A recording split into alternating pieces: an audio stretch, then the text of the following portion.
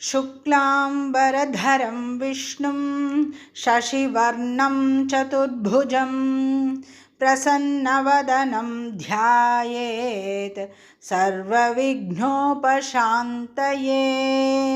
अगजाननपद्मार्कं गजाननमहर्निशम् अनेकदं तं भक्तानाम् एकदन्तम् उपास्महे। ॐ श्री महागणपतये नमः। गुरुर्ब्रह्मा गुरुर्विष्णुः गुरुर्देवो महेश्वरः गुरुः साक्षात् परं ब्रह्म तस्मै श्री गुरवे नमः। ॐ अस्मद्गुरुचरणारविन्दाभ्यां नमः। गुरवे सर्वलोकानां भिषजे भवरोगिणां निधये सर्वविद्यानां दक्षिणामूर्तये नमः। ॐ श्री दक्षिणामूर्तये नमः। सरस्वती नमस्तुभ्यं वरदे कामरूपिणी विद्यारम्भं करिष्यामि सिद्धिर्भवतु मे सदा। ॐ श्री महासरस्वत्यै नमः।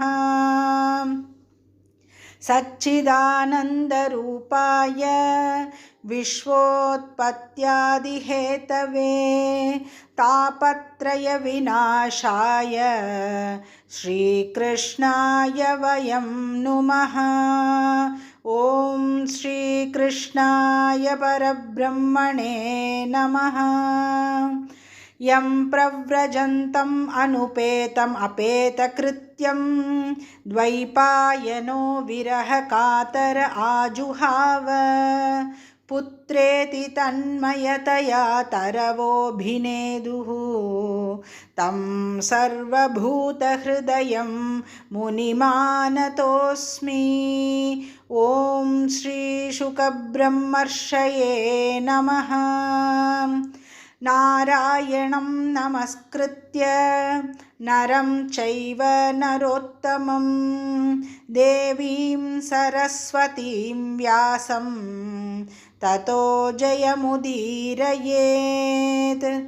पीताम्बरं करविराजितचक्रशङ्ख कौमोदकी सरसिजं करुणासमुद्रं राधासहायम् अतिसुन्दरमन्दहासं वातालयेशमनिशं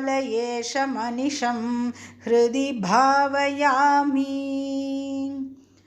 मूकं करोति वाचालं पङ्गुं लङ्घयते गिरिं यत्कृपातमहं वन्दे परमानन्दमाधवम्। वन्दे नन्दव्रजस्त्रीणां पादरेणुम् अभीक्ष्णशः यासां हरिकथोद्गीतं पुनाति भुवनत्रयं। कोमलं कूजयन् वेणुं श्यामलोऽयं कुमारकः वेदवेद्यः परं ब्रह्म भासतां पुरतो मम। यं ब्रह्मा वरुणेन्द्ररुद्रमरुतः स्तुन्वन्ति दिव्यैस्तवैः वेदैः साङ्गपदक्रमोपनिषदैः गायन्ति यं सामगाः ध्यानावस्थिततद्गतेन मनसा पश्यन्ति यं योगिनः यस्यान्तं न विदुः सुरासुरगणाः देवाय तस्मै नमः। कृष्णाय वासुदेवाय देवकीनन्दनाय च नन्दगोपकुमाराय गोविन्दाय नमो नमः।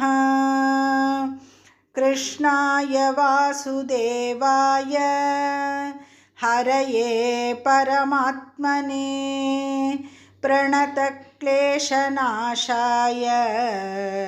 गोविन्दाय नमो नमः। ॐ हरये नमः हरये नमः। नारायण अखिलगुरो भगवन्नमस्ते।